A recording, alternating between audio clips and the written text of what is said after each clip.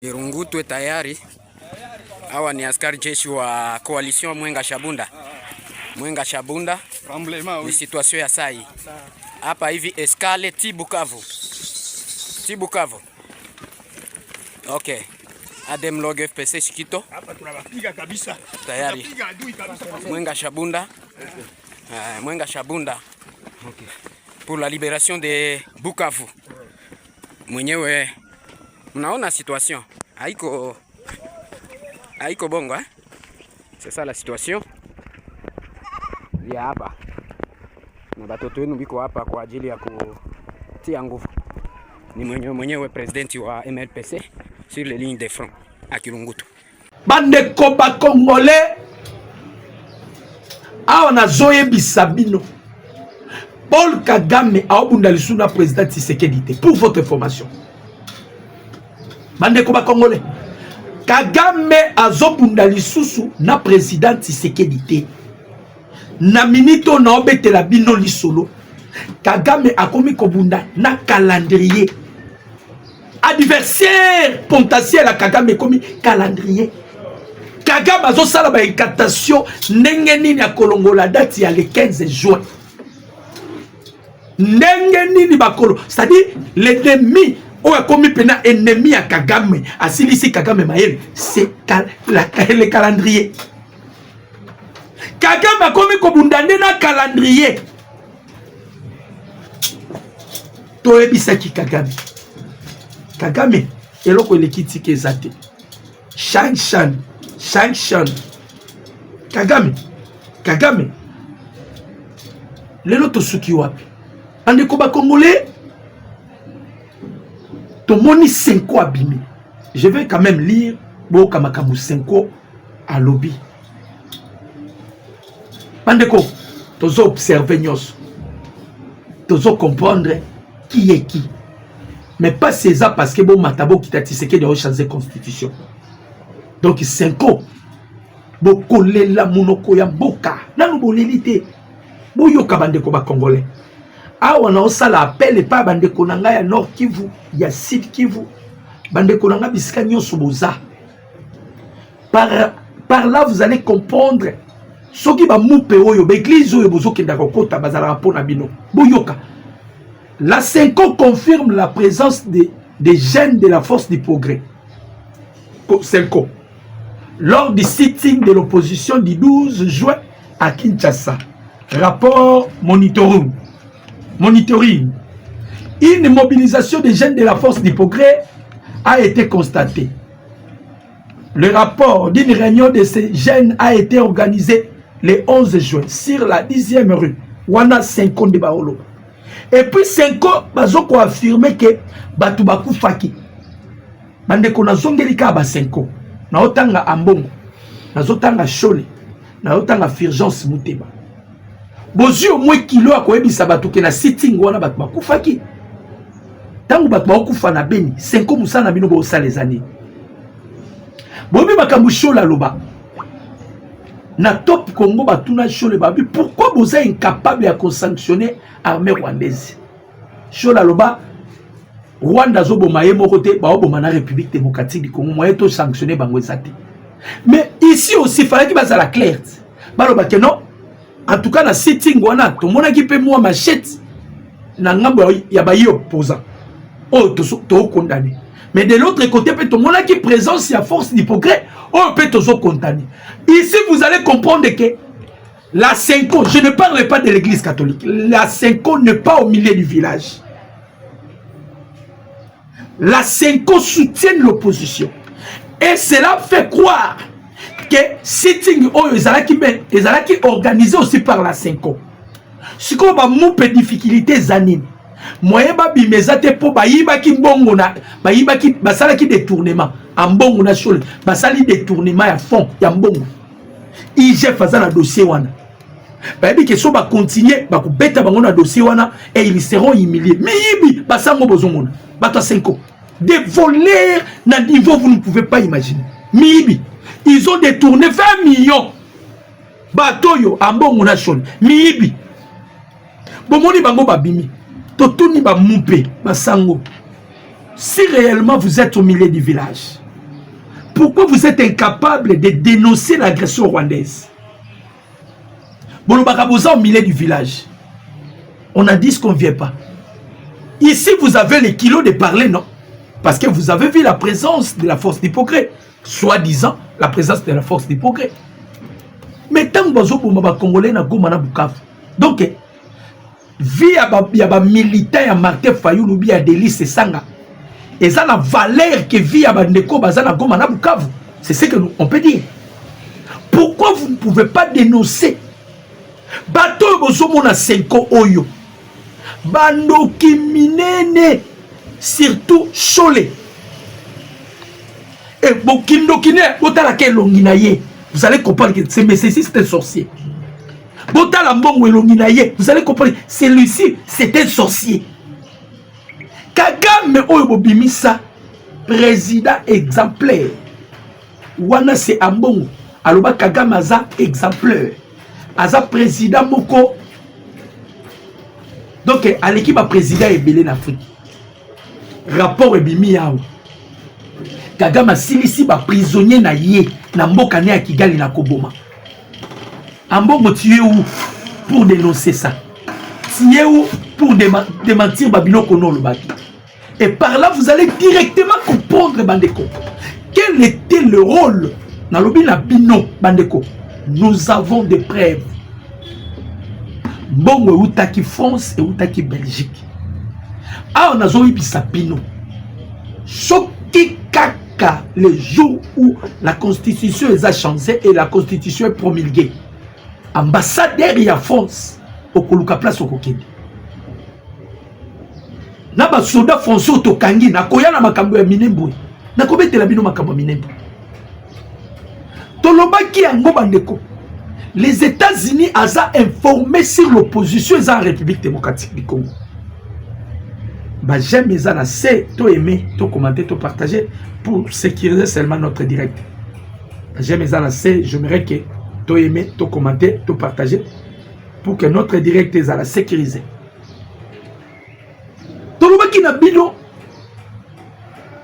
Les États-Unis ont déjà informé pour l'opposition.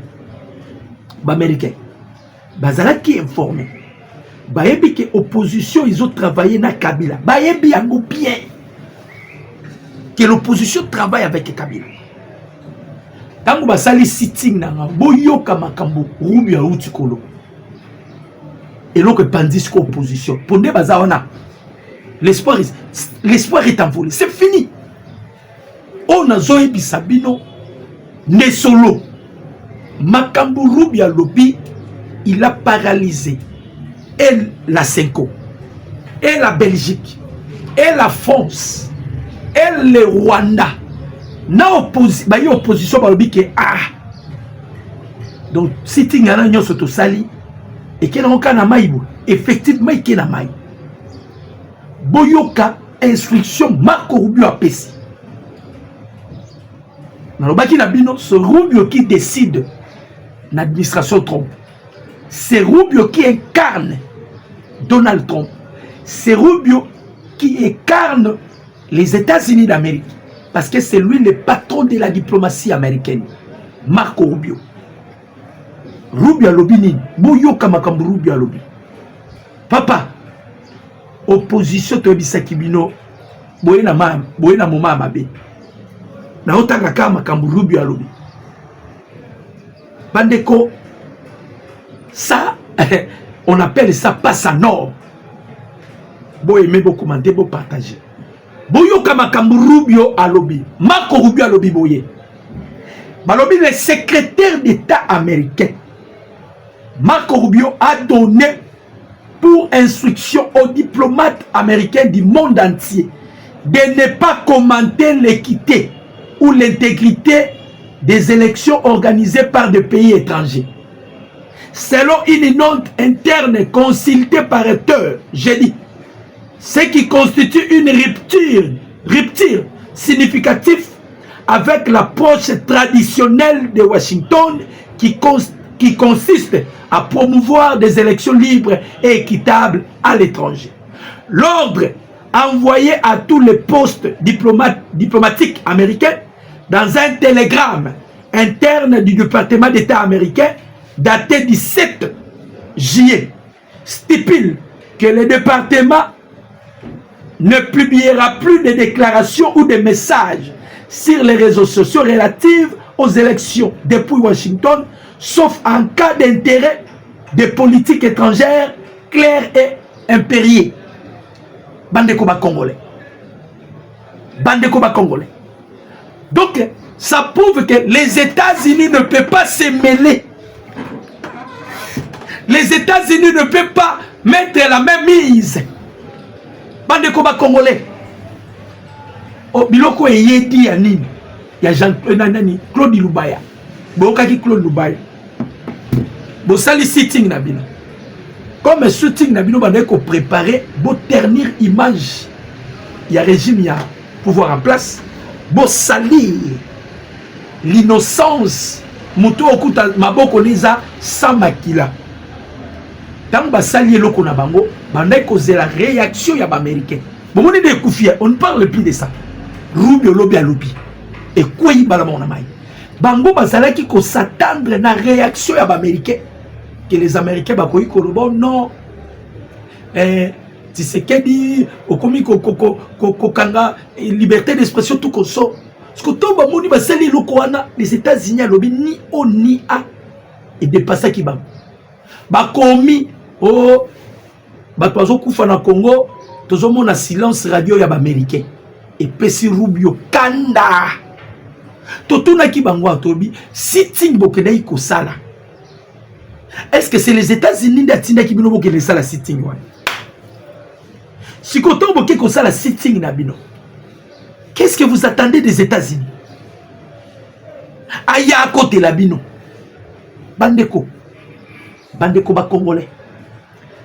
La façon dont le président Tshisekedi a construit diplomatie naïe aux États-Unis d'Amérique. Bandeko, ça c'est Dieu seulement. Donc, wana koma pena nzambe pour ya obalola mona mabili. Tout est verrouillé aux États-Unis. Ils ont lobela bino atate ba Congolais. Ba bengani Paul Kagame na États-Unis nyata makolote. Pour na Tshisekedi. Et lobela bino te. Na sina betela bino histoire ya Kagame. Kagame azalaki n'importe qui te. Kagame faisait partie ya bloc ya AOPAC ya ba juif. Oh, ba américain ba protéger ka ba juif makas. Kagame le col a yebi que les Américains sont faibles devant ba juif. Kagame kenaï kokota na AOPAC pour qu'il bénéficie de la protection des États-Unis d'Amérique. Bandeko ba bengani ya Kagame aux États-Unis ba bio ko niakta makolo lisusu na Amérique te pour na Tshisekedi. Allez yo failli le télémi. Oyebi ta diplomatie, tu ne sais pas là où tu peux entrer. Au coup t'as la ba républicain ba sétentaire. Failli. Oyebi ta démarche te. Au télémi pour Rubio alobe la Fayoul. Ah, bandeko. Vous réfléchissez vraiment. Est-ce que l'opposition toba osala ba biloko na bango ref? Yambalo to kanga bango. To kobanda ko kanga bango. Obimi na nzia ba kangiyo. D'ailleurs, Makabozo s'est préparé déjà à Fayoul. Papa, le président Tshisekedi a côté la chambre de commerce. Le président Tshisekedi a côté la chambre de sécurité. Là où c'est dans notre chambre de commerce, n'importe qui a côté Kakunate. Au moment où il faut le tiers ça va tourner dans les États-Unis, qui n'a pas États-Unis. À qui n'a pas coûté un mois là, représentant, député, on les appelle des représentants, à Solo là-bas. La chambre de commerce, n'importe qui à côté. Là où la décision est quoi dans la chambre de commerce. Bateau, bazo kamba mokili, bazalaka la chambre de commerce. Bill Gates, c'est là où on traite des choses sensibles du monde. Tu sais qu'il y a côté. Tu sais qu'il y a côté la chambre de sécurité. Là où on décide sur la sécurité de l'humanité aux États-Unis. Tu sais qu'il y a côté. Plus grave encore, le président Tshisekedi a accédé à la tombe. Il y a Abraham Lincoln. L'Américain va continuer à mutukuna pamba pambati. Vous connaissez Lincoln. les défenseurs ya ba noir baboma ye pona ba noir on avait ce pour toi qui n'a pas ça to zoane molimo wana ya kufa te mais molimo wana ya Lincoln pour to zo accès aux États-Unis. Et aujourd'hui le président Tshisekedi a accès aux États-Unis. Rubia Kati Makambo. Cela prouve que les États-Unis disent oui, Boyo quitte.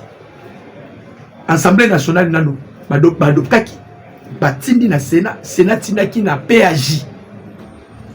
Police administrative, juridique, na kata Sénat.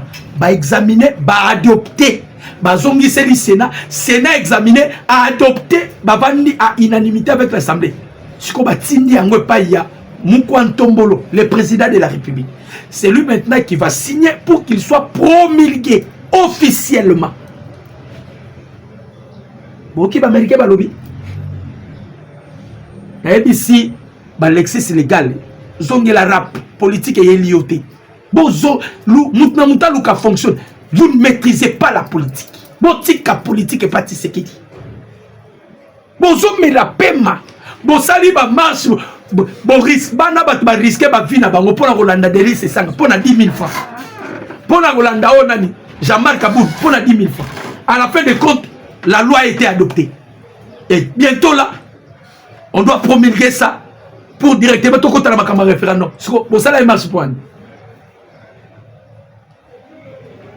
Bokodoka.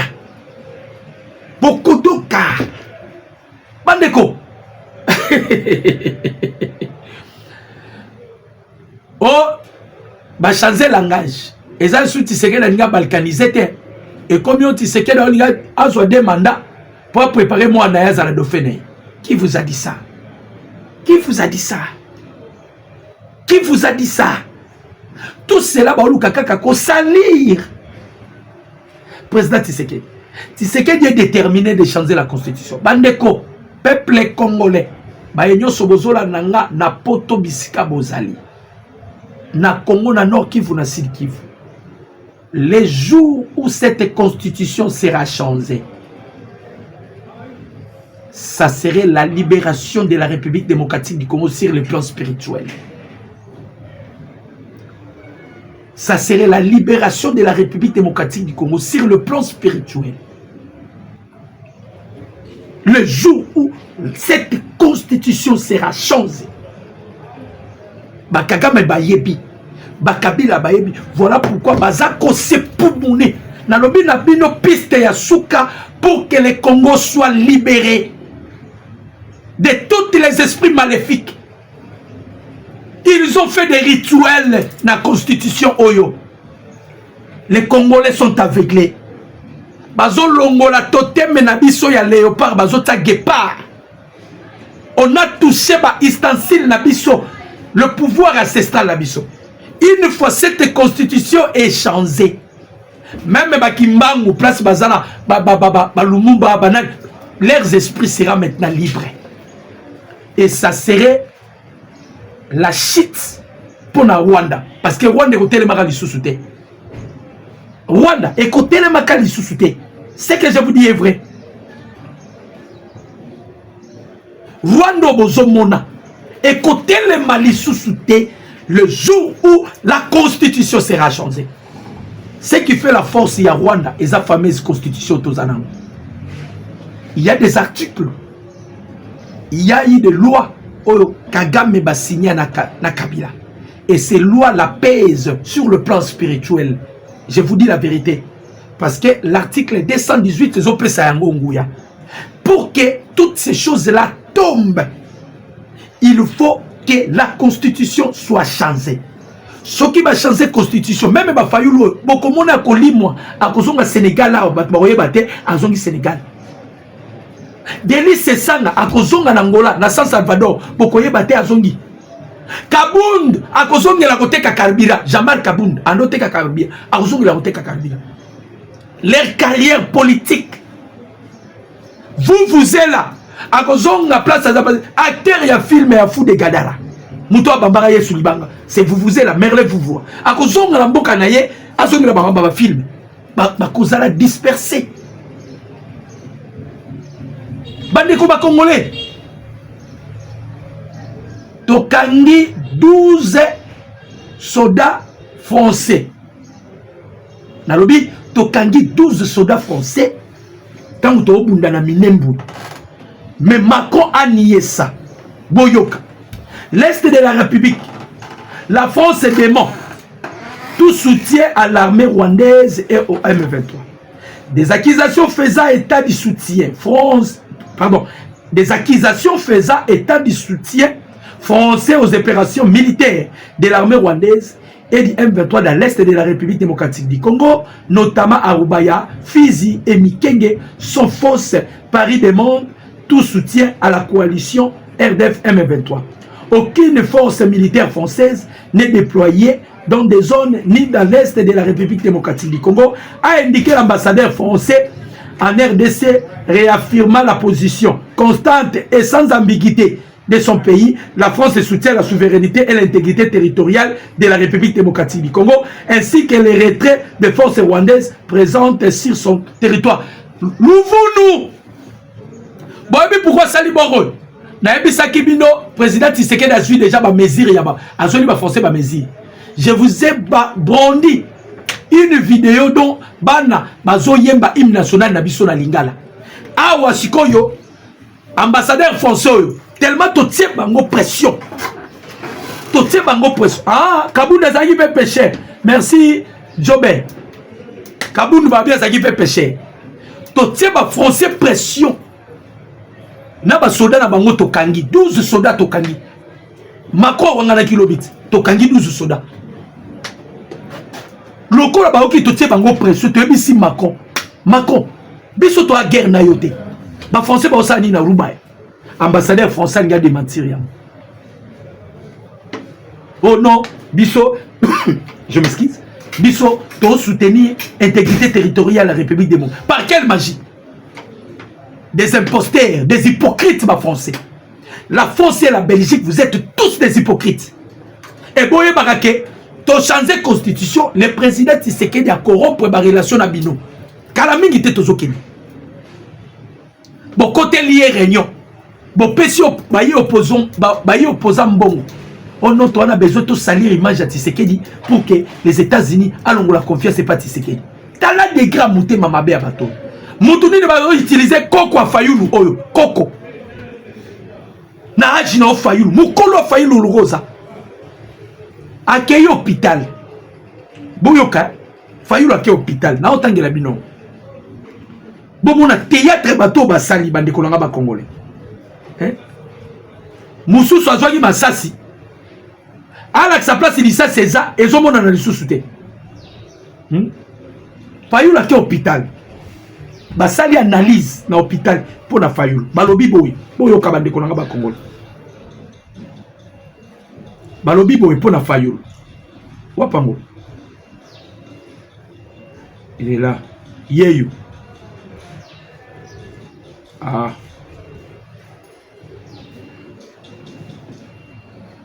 Je vais lire, hein? Permettez-moi d'entendre. To aimer, to commenter, to partager. Na Sabino, t'es pour la maquilla, mais au moins je vais parler seulement comme ça. Balobi boye pour la Fayoulou. Yangoy. Balobi selon la médecine, une blessure superficielle sur la tête, avec ou sans cheveux, saigne habituellement pendant quelques minutes, tout au plus quelques heures. Mais le plaie de Martin Fayoulou semble continuer à saigner pendant 3 jours. Après, comme si on a renouvelé ses plaies, c'est lundi. Ça dit, bon, ça la banalise. Poto yozo bimaka makile, zo makila. Normalement, pota oza samsuki. Soke bimi makila et katanaka. Quelques heures et katana. Ce qu'il y a fallu le zo katanate zo bima. C'est comme si yemora kendaki. Donc, ils ont créé des aventures batoyo. Et puis, misi bango na poisse. Tala sikoyo, on y a gangeli bango. Donc, ne bazawana ba obe banapena kabila. Parce que Kouba Beti est simité. Et puis, misi bango banamike. Et puis, misi bango na seya makambunyoso. Et mandeko ba Congolais. Tobeta ni solo ya minemboy. bokokanga mapandi tokangi infiltré rwandais moko boye mais à se déguiser comme Azali Boma. Naolakisa bino wana, naolakisa bino mususu. Batuiranero, babaluke comme église à Batuiranero. Je vais vous montrer la vidéo. Na bandi na infiltré Tokangi.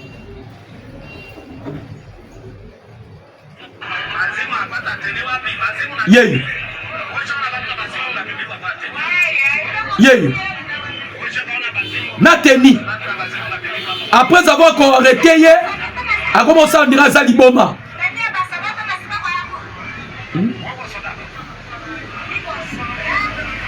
Bonjour.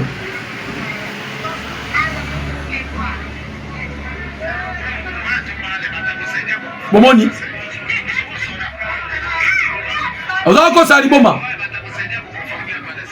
Ça, œuvre Joseph Kabila, infiltration. Donc, bakangi parce que ba maman boyoka ko ba maman ba jamune basi bakanga bango na ba minduki ba maman na bomonaka. Ba bimisa bilongi ya mawa. Soki ba okanga ba. Omuna uyo kilema OK ba maman na ba bundaka na butu ba Rwandais wana zomona. Kagama format na basi basala ka rébellion.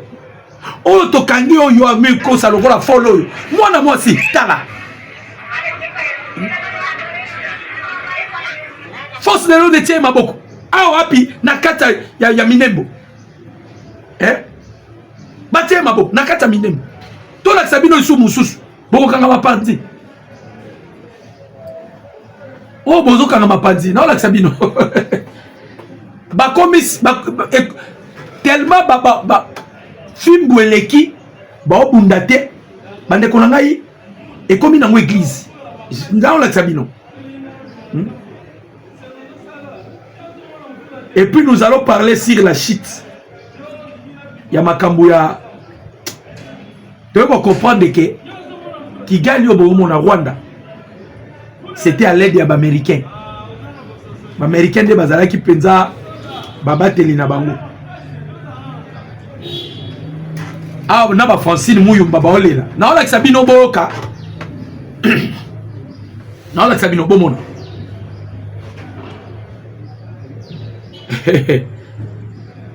Yangoyo.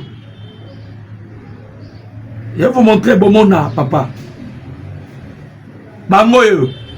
Ingénieur, est-ce que dans votre façon, il y a église?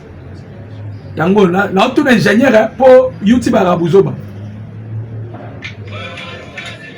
Nata, là, il met volume. Ingénieur à l'obinara, ça Bomona. Bino moko botala bilongi, botala bilongi. Balobi boye. Les rebelles du M23, Red Tabara et Turanero ont changé de tenue pour se camoufler dans la population civile comme des serviteurs de Dieu. Ils se sont traqués jusqu'au bout. Bakomi basali Nzambe, botala bango ye. Botala bango. Botala bino moko bandeko. Bakomi basali Nzambe. Ta botala ba minu na monde za libanda. Tala. Ozomona bango.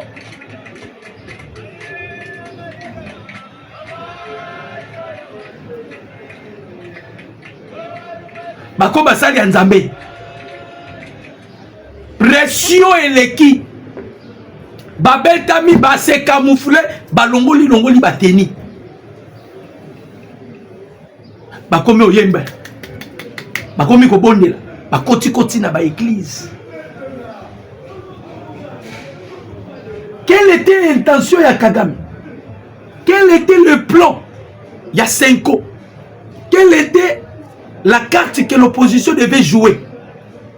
Tolobi yango boye. Bande ko ba Congolais. À chaque fois Kagame azalaka na difficulté. Kagame utilisera kaka ba Congolais pour pas bimiser la difficulté oyo. Mais cette fois-ci nenge bato mokili balobaka eloko nyonso ezalaka na tanango.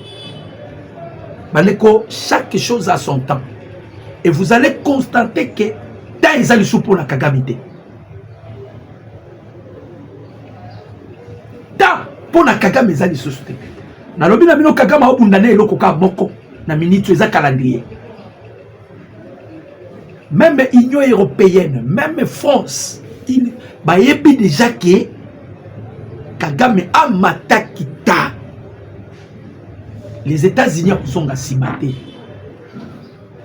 Le coup la Kagame a commis à obunda na calendrier. Kagame a lukasikoyo bisikani na koiko simba. Oye koiko ko pesa ye vie. Bisikani na koiko simba. Oye koiko épargner ye. Mais bisikani so Kagame zo simba. Bande konanga ba Congolais. Ezaka so simbi et bébeli. Soka simbi et bébeli. Soka simbi et bébeli. Lui il pensait que nenge ba américain ba tikiye. Soka ke pas ba français ça ba américain muté ma passe. Ok président Tshisekedi a dit ba américain. On dit Kagame appelle Sarabino. Ya makila. Mais abiso ezala ya makila te. Beaucoup tu parles la grande porte. Beaucoup sokola image na bino ba américain pas ya peuple congolais. Et les Congolais bako vénérer bino ba américain. Beaucoup ta par la grande porte. Ba américain ba eko ta par la grande porte. Ba ebisi Kagame lambalia. Biso to esko par la grande porte pour to zo penza yango na ba ligne nyonso. Si koyo ba deko ba Congolais bitumba na este Kagame zo kokate. Bozo kabango bazo bimisa ba fausse information boye ande konangai luvunu na ko expliquer bino pela makambu ya oyo nini kweyaki o nini siko ekweyaki ba beti yango na armée rwandaise te ba beti yango epa ba red tabarate nini. Je vais vous expliquer avion na biso siko ekweyi pour nini asala qui détour ya bombardement a bombarder azo bombarder avec précision siko azalaka ndenge nini azalaka balatisa kaye ba missile wana kolatisa soka beti esili akozonga na lié wana balati ke ba missile balati se sous ba missile amati a beti asala qui déjà détour na détour to réussi ça qui a détruire dernière bastion ya base arrière ya ba Rwandais oye permettait ki biso to fragiliser bango ndenge bakomi basali ya nzambe boye babwaki minduki balongoli batemi se dissimuler na kati ya population et là komi ko compliquer biso siko population siko faut à collaborer ndenge baninga musu ba côté ka so siko ba ke ba côté pa ba maman wana o basala ka guerre wana monte ba robata. Alors notre avion tant sali premier tour et sali deuxième tour ba ke ko armé bango susuka ba teli susu ba missile ba lekisa ki ba missile et sali charge nde sala ki ke avion ekweya en image avion moyen to la sabino ezate nde sali ke avion ekweya. Donc ils ont armé la bango toni lukuta armé la bango na ba rapport mususu bazo peso ba récupérer lukuta batwana baza dispersé, c'est-à-dire que ça soit la France et que ça soit la Belgique bazali qui ko compter na église catholique ya bisa ba que biso soto bito banda ba manifestation à grande envergure tozalaka na ba fidèle belé. Mais l'église catholique, pardon, la Senko lelo ba ko se rendre compte que ba fidèle bazal sousté. Ba fidèle bazate pour la nini. Ba fidèle bazate parce que la Senko a sa complicité ya Rwanda. La Senko a sa complicité ya ba milice ba M23. Baza incapable pour ko dénoncer agression rwandaise. Ne batu ba se retirer na ba église catholique.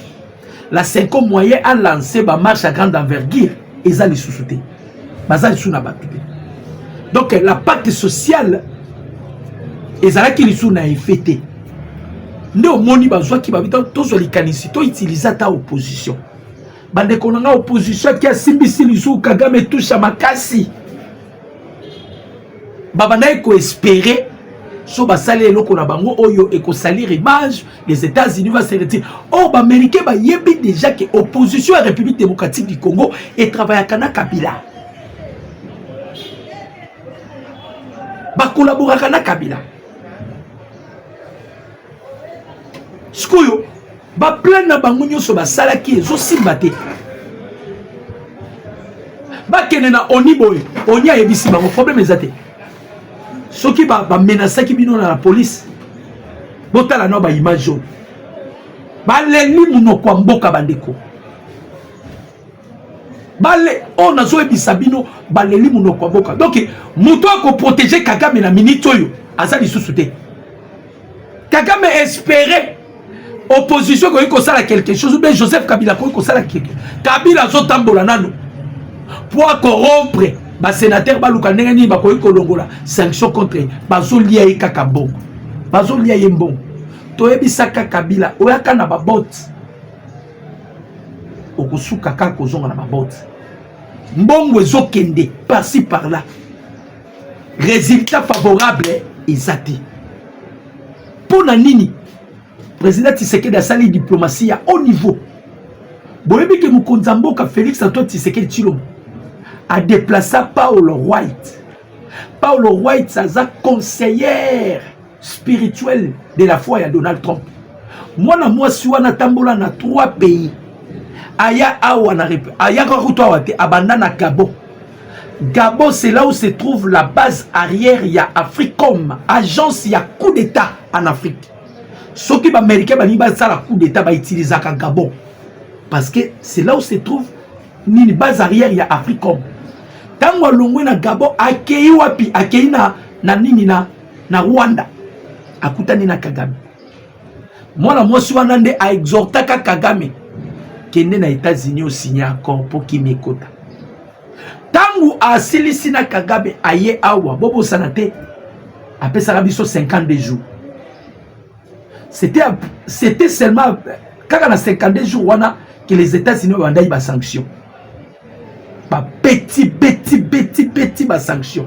Na 52 jours au port la roi ça ça rabiso. Mais avant que ndaloba ki na biso vous allez vivre les miracles en République démocratique du Congo. Toyana ye awa. To déplacer. Le chef de l'État a déplacé même le président israélien.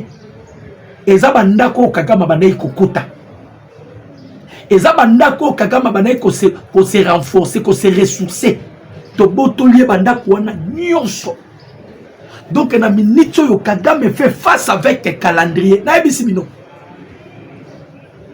Bitumba Kagame komika avec le calendrier. Est-ce que date wana ko koma to ko koma te? Ah peut-être okende lelo le 16. Lelo le 16 juin. Yeba ebisa qui est mi-juillet. Les États-Unis ont préparé mi-juillet rouble apesi ba décision grave. Opposition ba souki. Les opposants en débandade frustrés ba kende na oni ba bengani bango. Ba zonga boy ba bengani bango. Par où vous allez aller porter plainte contre Tshisekedi? Par où vous allez accuser Tshisekedi? Surtout que ba image nyonso tozwaki, ba image musueza ba drone pour votre information. Ba image mususu ya sitting na bango. Gouvernement maïtay ba drone. On a capté ba image na tala Tshisekedi a politicien. Bande konangai opposition ba sali marche sitting ba tenir compte que c'était gouvernement comment ça va drone. C'est le président Tshisekedi qui a donné l'ordre. Alors lui ba drone faut matin. Ba drone mati et que na siège a décidé. Et zo ba jeune wana nde ba ozo ba machette. Ce sont des images auto memi na Nations Unies. Ceux qui vont porter Tshisekedi, vont salir image de Tshisekedi, avec tant de personnes, bateau. Basoda a droit de se défendre. Basoda a droit de mettre un gondote. Bakoy ko pousser ba. Donc to bloquer bango. Bozo sala sitting. Boluka bobundisa un politicien de haut niveau Tshisekedi. Tshisekedi a toujours raison. Président Félix, piste neza a raison. Vous n'avez pas vu ça? On a fait ça avec Paul Kagame. Bah, il a mis son drive humanitaire 2 fois. biso nyonso ba Congolais président Tshisekedi konzima biloko te président Tshisekedi a pesa ba mot d'ordre ba cesser les faits. Première drave humanitaire, deuxième drave humanitaire. Sort nango ezaki nini? Toutes ces choses là président Tshisekedi andé ko sala a okoma. A osona ba image. Toti de la communauté internationale. Toti de la communauté. Papa, dossier opposition et si qu'on passe nangeza na ba garçon bobimaki. Si par malheur beaucoup faki. Beaucoup kende pamba. Ces messieurs, les Koko Fayou là va rester ici à Rozon à la Sénégal. Ana ba boutique né na Sénégal à cause très à l'aise. Denis Sessang à Rozon à la San Salvador. Un rebelle cousin ya Savimpi. A Rozon à kuna ba koyembe na ki. Yo kokufa parmi nos pertes pour rien. Ozola na pêcheur ya Jean-Marc Kaboum, un pêcheur. Kope koufi, donc dossier na bango bataki na mesa. Na minito yo ekoufi. Dossier bande koluka ko charger gouvernement congolais. Ba drone mataki. Ba drone zui ba image. Ndenge ba jeune a essayé ba otambola ba machette. Ndenge ba jeune donc tout ce qu'il préparait, Tshisekedi a vu toutes les images. Dans le Conseil de sécurité des Nations Unies, quand il y a un ONI, si vous avez porter plainte, mais il y a une ONI. Oui, il y a eu une pression, une répression, on a dit ce qu'on ne vient pas. Il y a eu des répressions, on a dit ce qu'on ne vient pas. Mais est-ce que vous avez vu ces images ici? Balaxi Bamba image. Nie! Est-ce qu'il y a un bon c'est quoi Bimaki? Paul Lukayan, Soga Royo Pouye, mais. Mindele si baebi que 5 ans travaillera pour la Rwanda, à travaillera pour la Belge, à travaillera pour la français. Donc les États-Unis baebi que 5 ans ils sont crédibles. Dès que les la bande soit catholique, est-ce que bon comme lettre T pour tina la Vatican ba expulser en bon Muteba na Chole. Bazo qui église catholique Sony.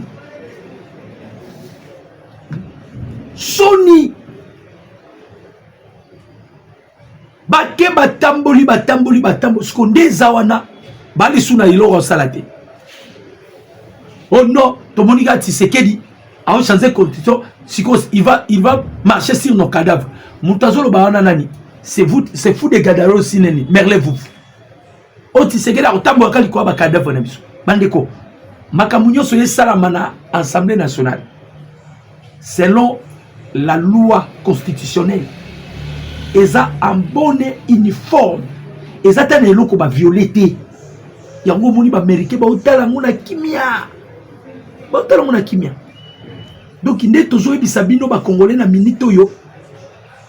Bandeko baza kolela. Baza kolela pona nini? Constitution tozo changer. Ezala ki dernier rempart que Kagame devait utiliser, c'était l'opposition. Et lui, il pensait que si on va utiliser l'opposition, miracle que ça la date le 15 juillet long. Soit qui a talika date le 15 juillet avant de l'île. Soit qui a talika date. Oui, pourquoi zolela? Kagame est bien bien. À cause de la châtier et pas américain. Kagame est bien. Ayebi que pas américain de bazana so ba swinga kaka de fraction anga Kagame na sambo pour makamba américain ba osalanga et osala so effectivement américain ba bongisi ba obongisela na Kagame biloko akolia bazo bongisele biloko akolia boyoka makambo zo le casser l'économie rwandaise. Aïe aïe aïe aïe aïe. Oh, nyoso Kagame yemoko boyo kabino moko.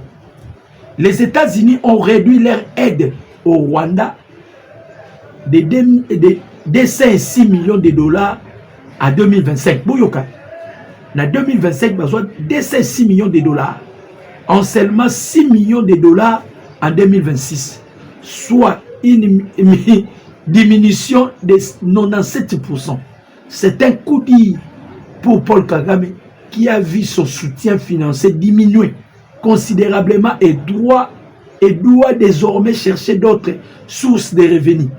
L'histoire a montré que les dirigeants commencent souvent à perdre du pouvoir lorsque leurs sources de financement s'amenuisent, dès lors qu'ils ne peuvent plus financer leur activité, le système qui les soutenait s'affaiblit et financement, un remplaçant est désigné.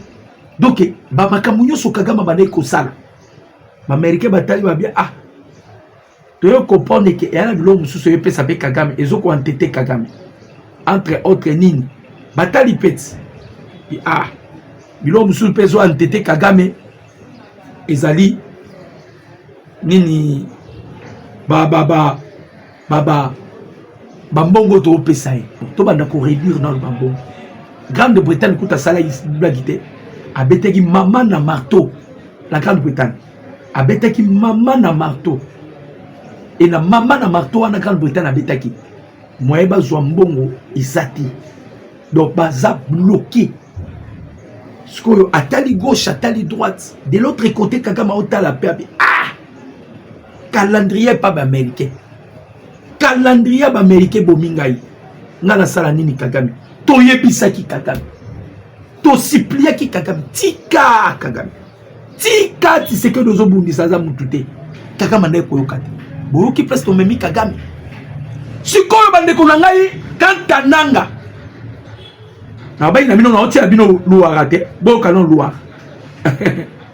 Je vous avais dit na otia bino luara. Boyoka luara. Yero luara ebisi bango. Nanga ba okanga yo. Tolobi na bino ke luara aza parmi bato ba ebi makambo zoleka libanda. Luara ebisi nanga bazokanga bino. Boyoka. Yango yo.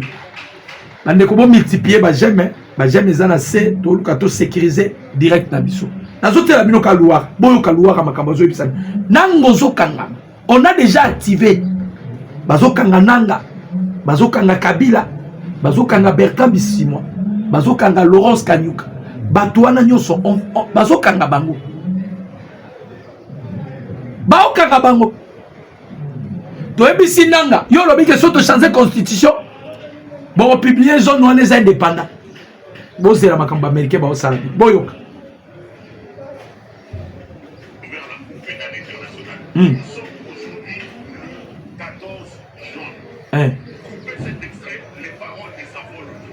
Ah. Ces gens commencent toujours comme ça. Maintenant qu'ils multiplient les rapports, on parle des fausses communes, les rapports des autres satellites, les gens qui rapportent, tout ça. Ça finit toujours par un mandat d'arrêt international émis par la Cour pénale internationale. Monsieur Corneille Nanga, Gama Mokaba. Ne soyez pas étonnés que demain, que dans le jour qui arrive, qu'il y ait un mandat d'arrêt. En tout cas, la bonne image, hein. Si vous avez besoin d'image, vous avez l'image. Au moins, tu as besoin de bitumba. Bitumba. Quand tu as image, quand tu as vidéo, vous avez vidéo. Pero luara ko kene ba betangai na ma YouTube. Parce que la vidéo na yango na tie mupanzi boyoka makamazolo bapona nanga.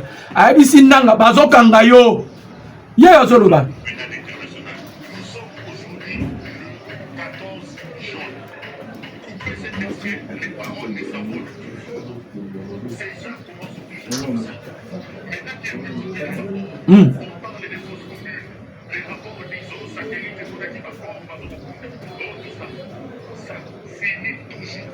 Un mandat d'arrêt international.